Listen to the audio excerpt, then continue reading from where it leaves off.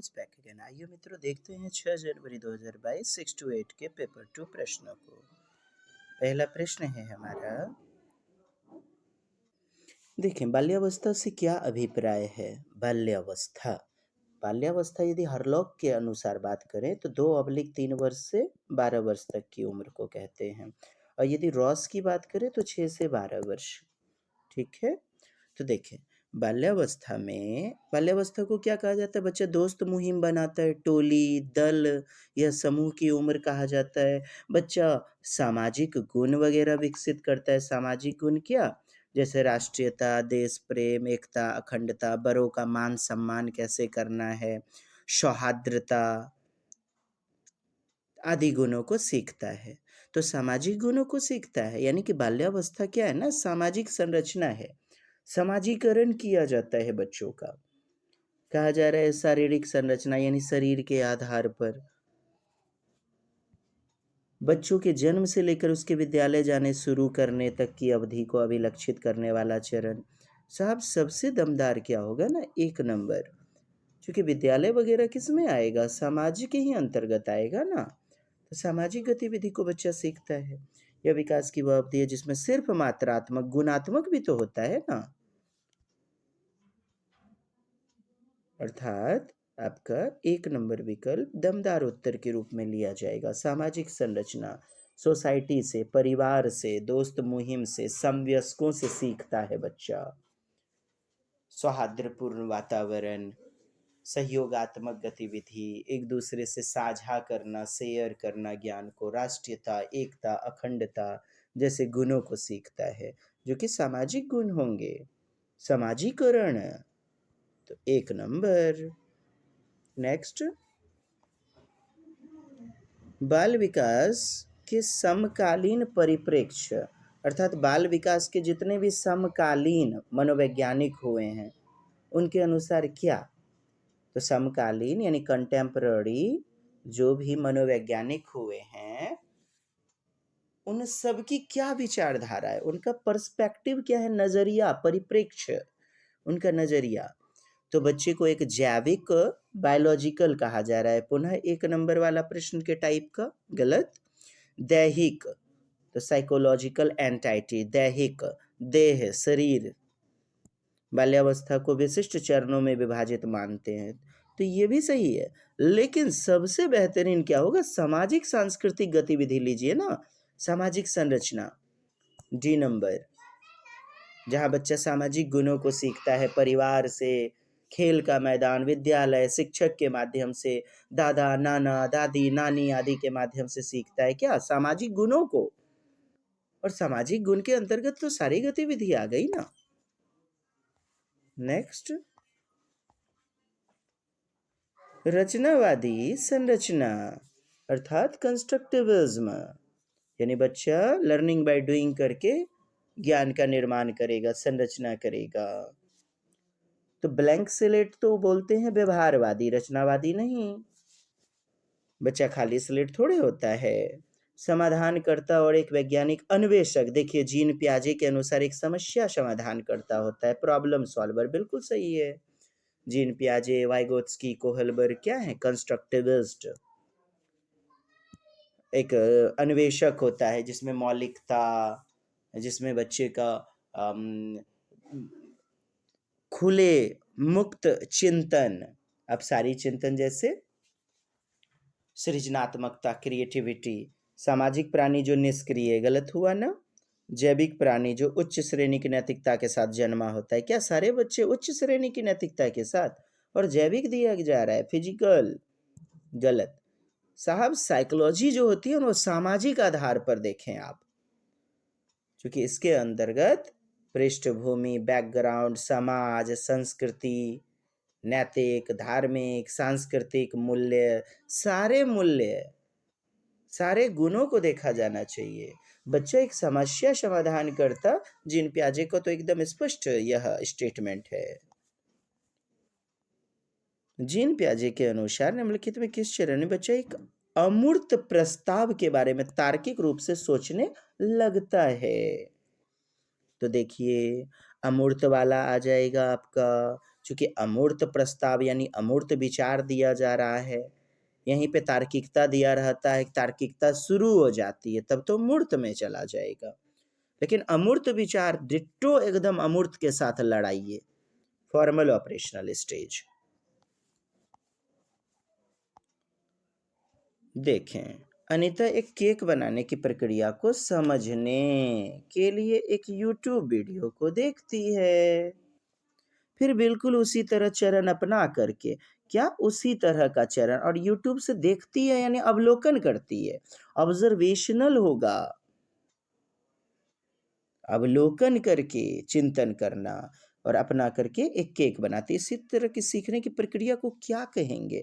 तो अवलोकनात्मक अधिगम। यूट्यूब से देखा ना, अल्बर्ट बंडूरा ने क्या दिया सिद्धांत कि बच्चे अपने समाज से, अपने यूट्यूब वीडियो, टीवी टेलीविजन से, शक्तिमान का यदि सीरियल देख रहे हैं तो वैसा ही कपड़ा लेने की डिमांड, कहानी सपने बुढ़प्पन के, चमकी मुखिया, कोकिला बेन, कोकिला मोदी, याद आया कुछ वैसा अंगा नुंगा साड़ी सड़िया जो है ना कसाना।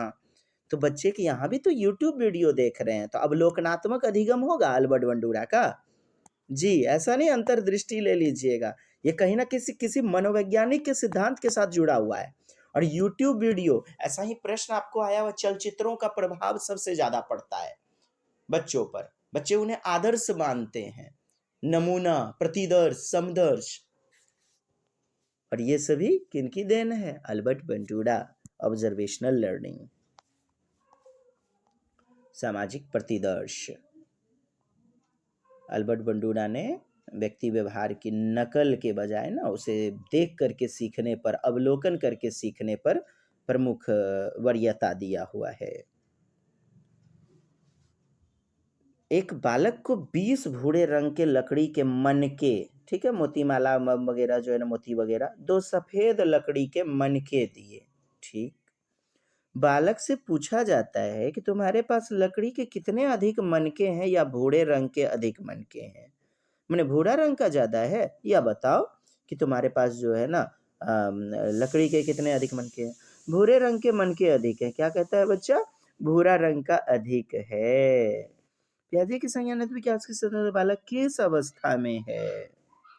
ये देखें, ये पूर्व संक्रियात्मक अवस्था। इस अवस्था में क्या होता है, बच्चा गिनती वगैरह तो सीख जाता है, जैसे जोड़ घटाव गुना आदि, ये सब सीख जाता है, लेकिन क्यों होगा, कैसे होगा, संरक्षणवाद नहीं सीखता है। तो संख्या का कॉन्सेप्ट सीख लेता है पूर्व संक्रियात्मक अवस्था में, बेहतरीन पूरे ढंग से नहीं, लेकिन कुछ हद तक सीख लेता है। तो प्याजे के संज्ञानात्मक मैंने यहाँ 2 चीज दिया गया, 20 भूरा वाला दिया गया, 2 सफेद वाला, तो बच्चा बता पाता है 20 वाला मेरे पास अधिक है। यहाँ पर कुछ हद तक ना पूर्व संक्रियात्मक में बच्चा गिनती संख्या संबंधी संख्या को जानता है, कुछ हद तक समझता है। बहुत सारे लोगों का विचार जो है ना मूर्त संक्रियात्मक जो है ना आया हुआ है, लेकिन दोस्त यहाँ पर उत्तर आपका दूसरा सही है, क्योंकि यहाँ स्पष्ट रूप में दिया गया है। पूछा जाएगा बच्चा से, आप खुद सोचिए कि 5 चॉकलेट ज्यादा है कि 2 चॉकलेट ज्यादा है, तो बच्चा बता देगा, क्योंकि छठे वर्ष से बच्चा विद्यालय जाने लगता है और यहाँ पर जोड़ की अवधारणा स्पष्ट रहती है। पूरी तरह से बेहतरीन अवधारणा मूर्त में हो जाएगा, जहां पर बच्चा सीरीज को, पैटर्न को भी सीख लेता है। लेकिन पूर्व संक्रियात्मक जब कहा जाए कि 10 रुपया या 2 रुपया, 10 रुपया या 2 रुपया, और वस्तुओं के रूप में जब दिया जाएगा तब बच्चा समझ पाएगा। केवल मौखिक तौर पे तब तो बच्चा गलत भी कर सकता है। यहाँ एक बालक को 20 भूरा और लकड़ी के मनके, 2 रंग के लकड़ी के मनके दिए जाते हैं, यहाँ वस्तु दिया जाता है, इसीलिए मेरा कहना है कि दूसरा सही होगा। वस्तु नहीं दिया जाता, केवल मौखिक पूछता, तब तो इसका उत्तर सी नंबर। नेक्स्ट, ले वाइगोत्स्की के अनुसार शिक्षक की प्राथमिक भूमिका क्या है? तो प्राथमिक भूमिका पार निर्माण, ढांचा निर्माण, स्कैफोल्डिंग, हुबहू प्रतिबुद्धा प्रतिपादन, सजा इनाम नहीं, बच्चों के स्मरण कौशल नहीं। आपका 2 नंबर, पार निर्माण, ढांचा निर्माण, सामाजिक सांस्कृतिक उपकरण, मदद मुहैया करवाना। लेव वाइगोत्स्की के अनुसार संज्ञानात्मक विकास को प्रभावित करने वाला मुख्य कारक क्या है? सामाजिक अंतःक्रिया, सोशियो इंटरेक्शन, इंटरवेंशन, सामाजिक सांस्कृतिक अंतःक्रिया। बिल्कुल पढ़े हुए हैं कॉन्सेप्ट को ना। कहता है एक किशोर विचार करता है कि यदि हिंज यानी हाइनस जो है ना अपनी पत्नी को बचाने के लिए सब कुछ नहीं करता तो वह किसी मूल्य को जीवन से अधिक मूल्य देता, यानी किस मूल्य को जीवन से अधिक मूल्य देता। यह प्रतिक्रिया नैतिक विकास के किस स्तर को दर्शाती है? अब देखिए बात को बारीकी से समझें। हिंज अपनी पत्नी को बचाने के लिए सब कुछ नहीं करता। Hinge does not do everything, he can not save his wife. अपनी वाइफ को नहीं बचाता तो किसके आधार पे नहीं बचाता? अपने स्वविवेक, तार्किकता के आधार पे ना। स्वविवेक अर्थात universal ethical orientation. Then he is putting some value higher, वह कुछ मूल्यों को जो है ना आदर्श मानता, यानी किसी मूल्य को जीवन से अधिक मान लेता कि ये पत्नी को बचाने से अधिक जरूरी है, यह तर्क देता, कोई और तर्क देता कि अधिक मूल्य दूसरा है, देन वैल्यू लाइफ, जीवन से भी अधिक किसी दूसरे का हनन न हो। तो इस तरह घुमा फिरा के आपसे पूछ लिया कि स्वविवेक का निर्णय लेता, पत्नी को बचने नहीं देता, उसकी जान नहीं बचाता, वो किसी दूसरे मूल्य को अधिक बढ़ावा देता, मानवतावादी परिप्रेक्ष्य को।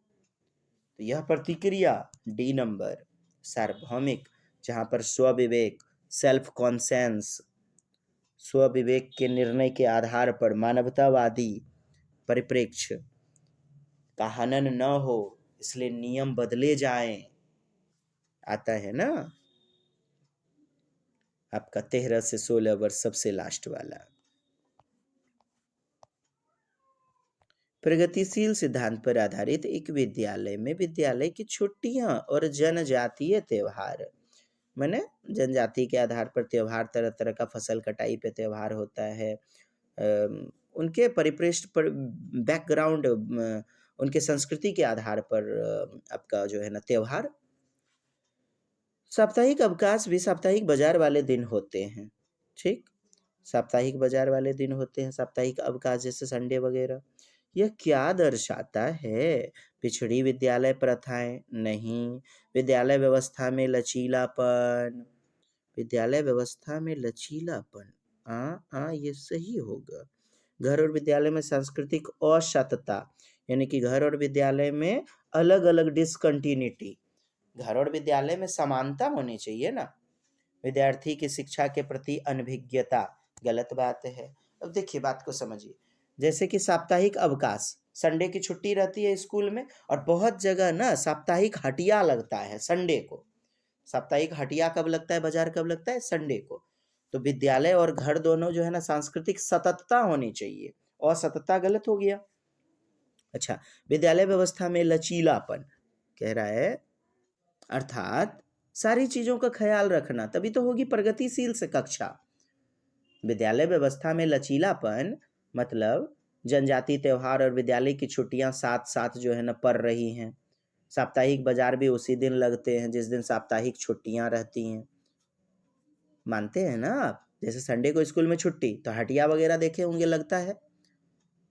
इससे बालक क्या होता है ना, बाजार में भी घूम लेगा।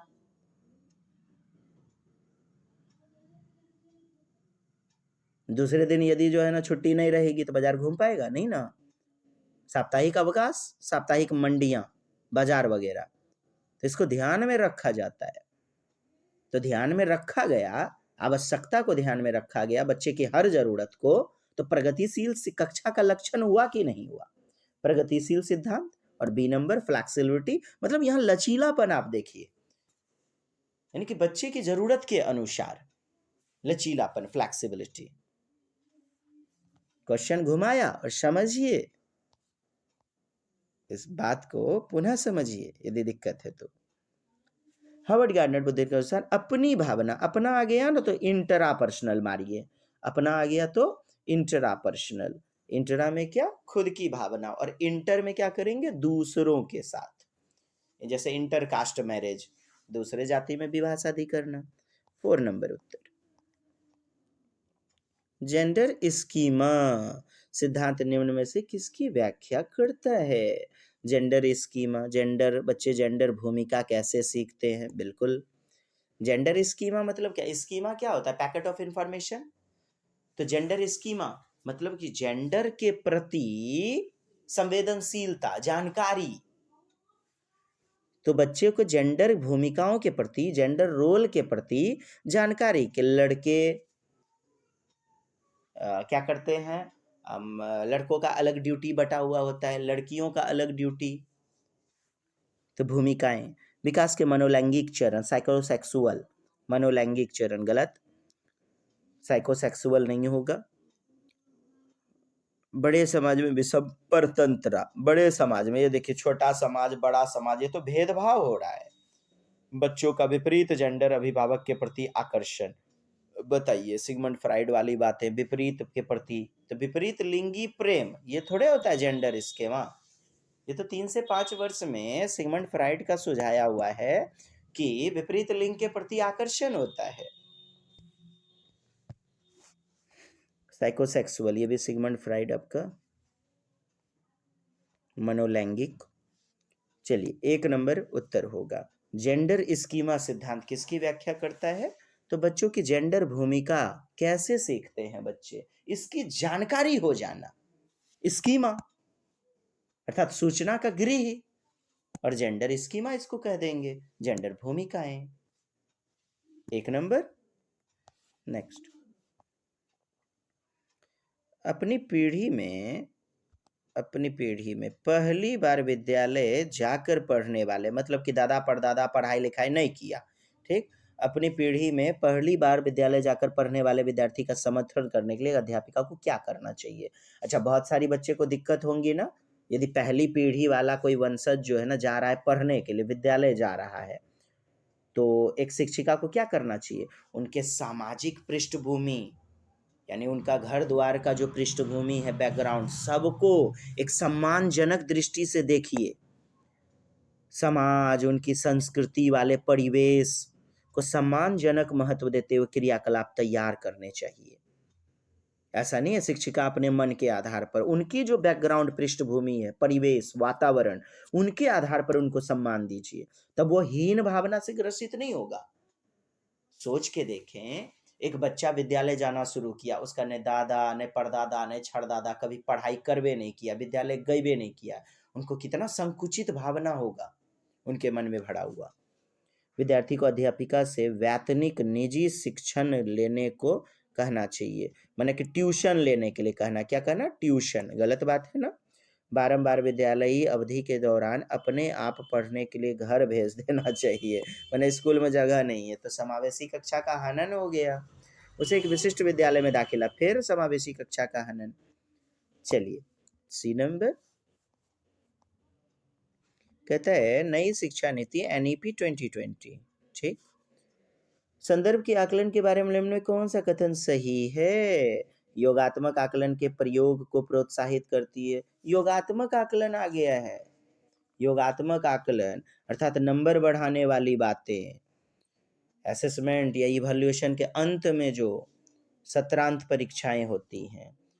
फॉर्मेटिव आपका सही होगा, लेकिन सम्मेटिव, सम माने योग, नंबरों के आधार पर, गलत। मानक परीक्षा अमानकीकृत होना चाहिए, यानी कि हर गतिविधि से जुड़ा हुआ। यहाँ कह रहा है केवल वस्तुनिष्ठ आकलन, तो खेलकूद गतिविधि कहाँ गई? खेलकूद, ललित कला, निबंध हर दृष्टिकोण से होना चाहिए, अमानकीकृत भी होना चाहिए। विद्यार्थी का समग्र आकलन कैसा? चहुमुखी विकास हो, होलिस्टिक डेवलपमेंट, बिल्कुल सही बातें हैं।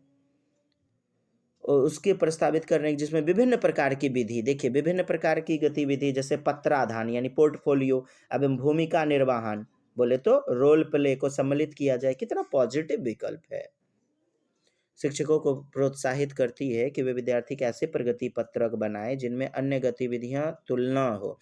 अन्य गतिविधि, अन्य विधियों से तुलना हो, तुलना करने वाली बातें, ऐसा नहीं करना है। तुलनात्मक भेदभाव सबको सुसाधित कीजिए, जिसमें बच्चे का चहुमुखी विकास हो, प्रगतिशीलता हो। सी नंबर, निम्न में कौन सा पेडागोजिकल योजना यानी शिक्षा शास्त्रीय योजना आलोचनात्मक, समालोचनात्मक, विवेचनात्मक, क्रिटिकल एनालिसिस थिंकिंग यानी अपसारी चिंतन में वृद्धि करेगी? देखिए कौन सा आपका अपसारी चिंतन खुले अंत वाला होगा। उत्तरों की नकल करना, रटंत विद्या, ब्लैक बोर्ड से छाप लिया वैसा ही। मनः दर्शन, मानस मंथन यानी ब्रेन का स्टॉर्मिंग, किसी समस्या को समाधान करने के लिए प्रथम दृष्टिया बच्चा चिंतन करके जो विचार प्रकट करता है, अभिव्यक्ति करता है, वही तो है मनः दर्शन। यानी अलग अलग बच्चे अलग अलग टाइप से थिंकिंग करेंगे। मानसिक झंझावत, मस्तिष्क उद्वेलन जिसे कहते हैं, ब्रेन स्टॉर्मिंग। पाठ्य पुस्तक के अनुच्छेद को कई बार लिखना। पाठ्य पुस्तकें सर्वे सर्वा है क्या? परोक्ष प्रत्यक्ष निर्देश देना, इंस्ट्रक्शन पर आधारित कक्षा, गलत है ना? बच्चे अमूर्त चिंतन भी तो करना चाहिए। केवल कह रहा है डायरेक्ट इंस्ट्रक्शन दिया गया शिक्षकों के द्वारा, तो यहाँ तो शिक्षक को बढ़ावा मिलेगा। Brain storming, yes. प्रतिभाशाली विद्यार्थी में नहीं होता है परिशुद्धि की इच्छा। परिशुद्धि की इच्छा, परिशुद्धि बोले तो शुद्ध शुद्ध एकदम, मैंने जो भी पढ़ाई लिखाई किया, मैं जो क्वेश्चन बना रहा हूं एकदम शुद्ध आ ही जाए। यार जोखिम लेने का भाव होता है प्रतिभाशाली विद्यार्थी में, जो गॉड गिफ्टेडनेस चाइल्ड होते हैं।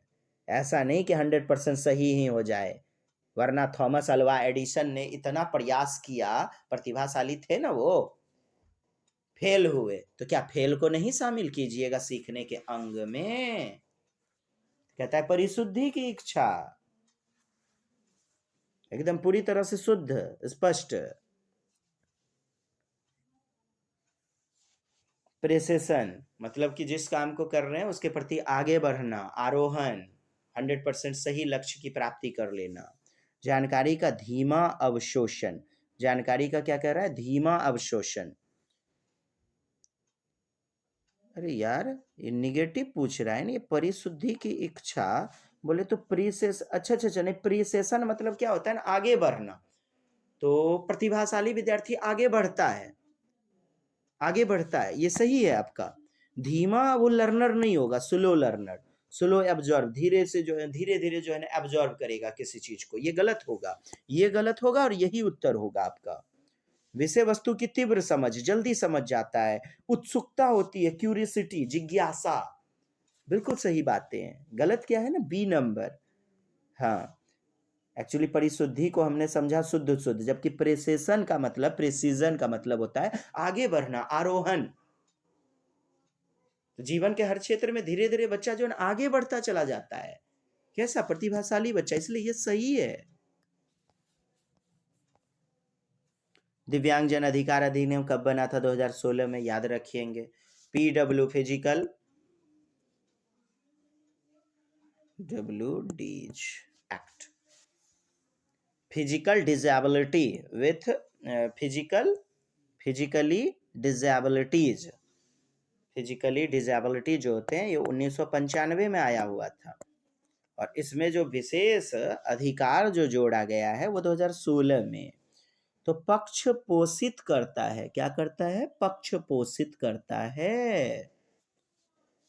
निम्न में किस सिद्धांत को पक्ष पोषित? पक्ष पोषित का मतलब है ना उनका अधिकार, अर्थात उनकी वकालत, तरफदारी, एडवोकेटिंग, देखिए अंग्रेजी में एडवोकेटिंग, तरफदारी। तो समावेशन, पृथक्करण गलत, नामीकरण लेबल कर देना, यह मूढ़ बालक है, यह दिव्यांग बालक है, यह गधा टाइप का एकदम धीरे धीरे सीखने वाला बालक है, एकीकरण कर देना, इंटीग्रेट कर देना। अब देखें, ये एकीकरण तो समावेशन में ही तो इंक्लूड हो गया। इनकल्शन, इंक्लूजन, समावेशन, समावेशी कक्षा, यानी कि दिव्यांग है कोई बच्चा, जैसे दृष्टि बाधित है, तो उनके लिए विशेष विद्यालय, अलग विद्यालय होगा क्या, अलग ट्यूशन की व्यवस्था। तो समावेशीकरण, समावेशी कक्षा, सबके अधिकार, शिक्षा सबका अधिकार है। सी नंबर।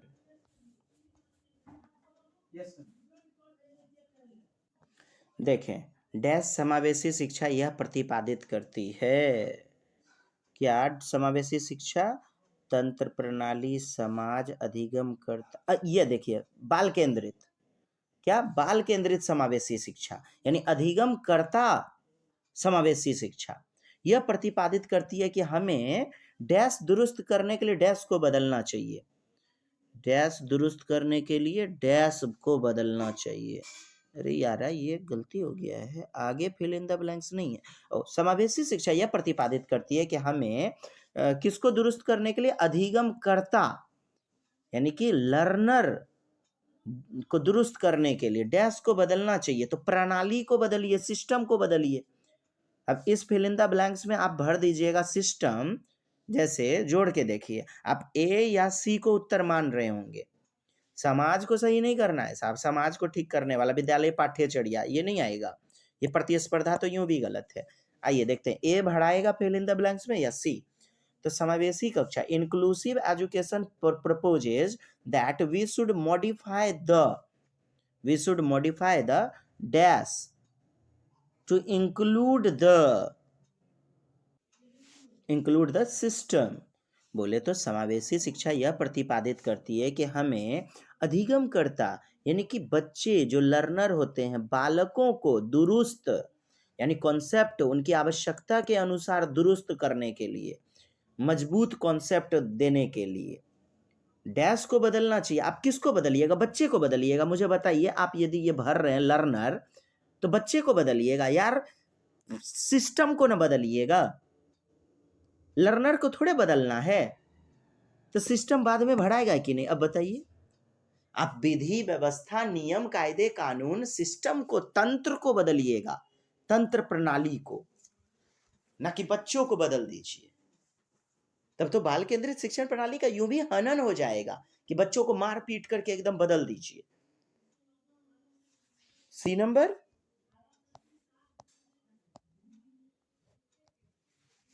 देखें, वह अवस्था जिसमें संख्या क्रम को याद करने, किन्हीं दो संख्याओं की तुलना करने। अच्छा, संख्या जुड़ा हुआ है तो कैलकुलिया लीजिए ना, कैलकुलेशन डिसकैलकुलिया। कठिनाई हो रही है बच्चे को संख्या संप्रत्यय को समझने में, मैम नंबर वगैरह, number sequence, numbers, connecting number concepts, ये जो है ना कैसा रेफर्ड किसकी तरफ करेगा? ये डिसेबिलिटी, ये डिफिकल्टी, ये कठिनाई, अक्षमता, गुणज वैफल्य।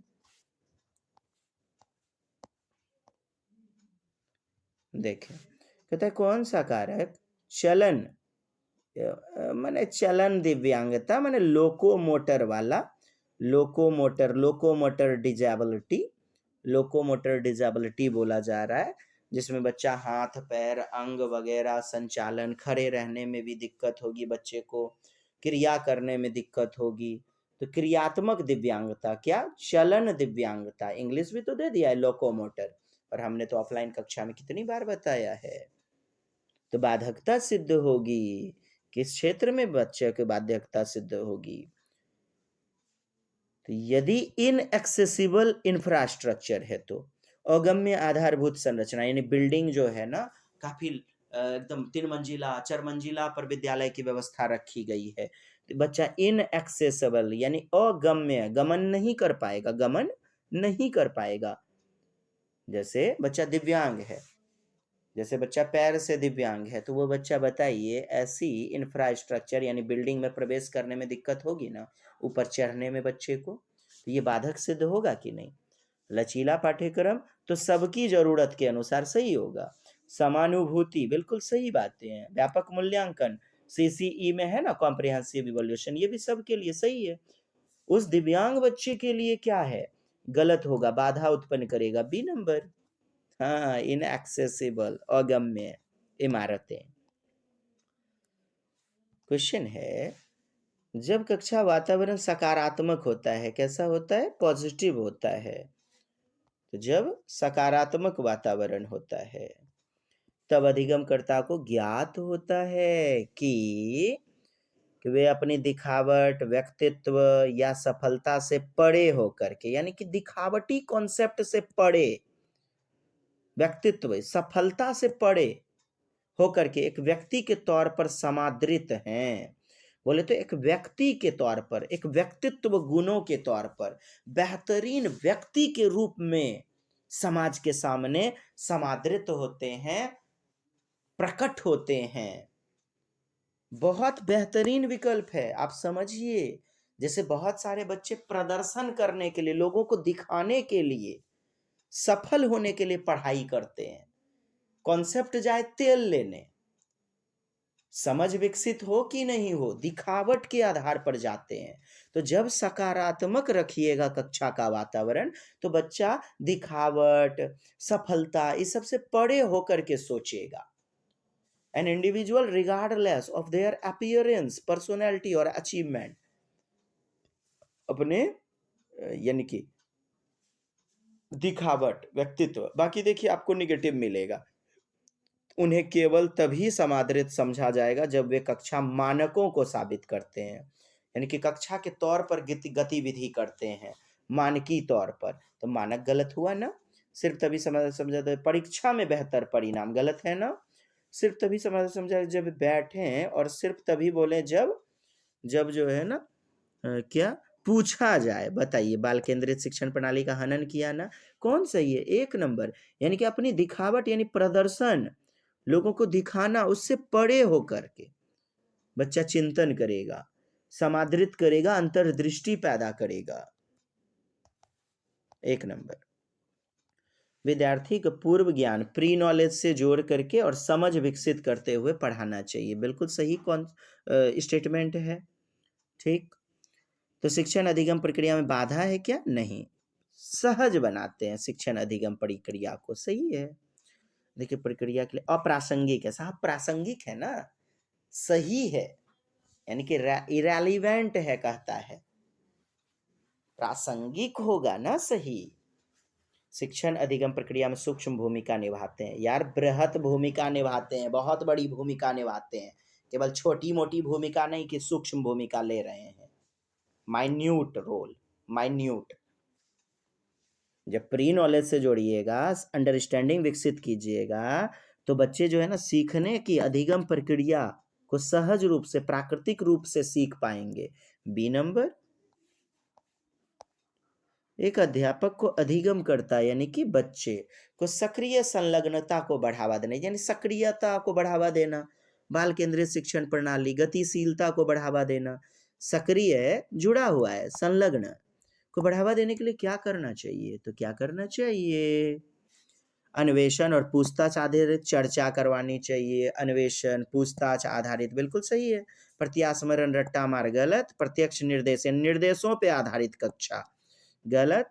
बारंबार पुरस्कार, चलिए यह भी गलत। 1 नंबर। अन्वेषण, डिस्कवरी, खोज आधारित, लर्निंग बाय डूइंग।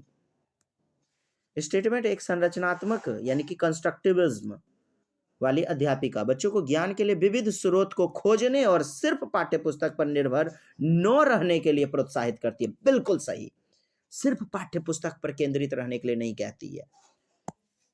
अधिगमकर्ता सक्रिय रूप से अधिगम के इच्छुक होते हैं। अधिगम के लिए सक्रिय, जन्मजात जो है ना क्षमता से विकसित होते हैं, कहा भी गया है। यह स्टेटमेंट देखें, बिल्कुल बेहतरीन लग रहा है ना। और कहीं ना कहीं संरचनात्मक अधिगम लर्निंग से जोड़ दिया गया है, तो अधिगम सक्रिय, और बिल्कुल ये सही होगा, ये तरफदारी कर रहा है। फलस्वरूप अध्यापिका विद्यार्थी परस्पर सहयोग से अधिगम की संरचना करते हैं। बिल्कुल 1 नंबर विकल्प सही व्याख्या करेगा रीजन ए की। वास्तविक जीवन की समस्याओं पर चर्चा को सुसाधित करना चाहिए ना, वास्तविक जीवन से जोड़ते हुए चर्चा, बिल्कुल पॉजिटिव कीवर्ड है, टैग वर्ड है।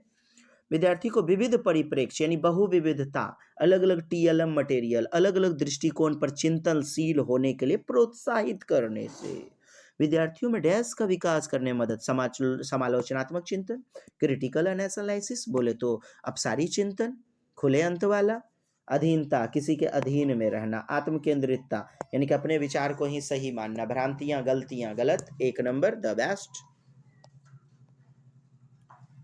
अवरोधक पूछ रहा है आपसे, अवरोधक कौन होगा समस्या समाधान में? तो देख लीजिए ना, निगेटिव विकल्प चुनिए ना दोस्त, मार दीजिए बैंड बजा करके। आबद्धता कहता है फिक्स्डनेस, प्रक्रिया लर्निंग बाय डूइंग करेगा एक फिक्स्डनेस के आधार पर, गलत।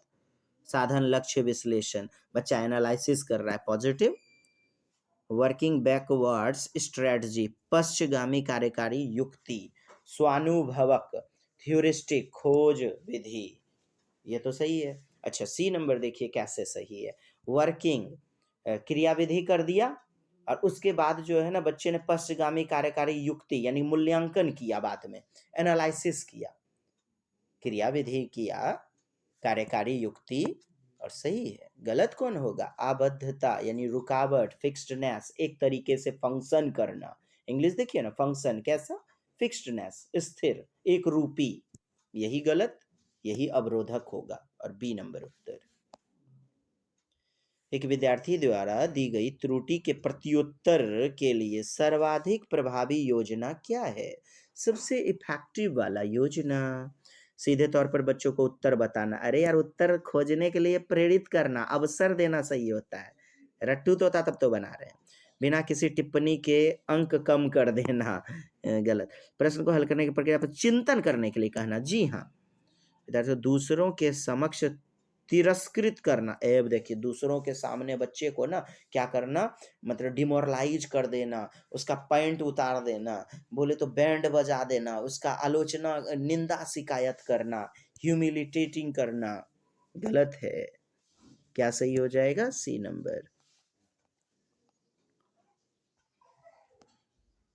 28 कहता है अर्थपूर्ण मीनिंगफुल अधिगम के लिए जरूरी है बच्चे समझें कि उन्हें प्यार व सम्मान दिया जा रहा है। बिल्कुल सही। सबकी क्षमता, योग्यता, रूप, रंग के आधार पर सबको प्यार सम्मान देना। व्यक्तिगत विभिन्नता, अधिगम में संवेग। अच्छा जी, सबको प्यार देना, प्यार सम्मान, ये सब क्या है? संवेग से जुड़ा हुआ है ना, इमोशन से। तो ये इसका वर्णन कर रहा है कि नहीं कर रहा है? तो सही हुआ 1 नंबर। महत्वपूर्ण भूमिका निभाते हैं क्या? संवेग, इमोशन, इमोशन से, इमोशन, संवेग, संज्ञान को प्रभावित करते हैं, तो महत्वपूर्ण भूमिका निभाते हैं, 1 नंबर। निम्न में कौन सा आंतरिक अभिप्रेरणा, इंट्रिंसिक मोटिवेशन, इंटरनल वाला मोटिवेशन का उदाहरण है? कौन सा उदाहरण है?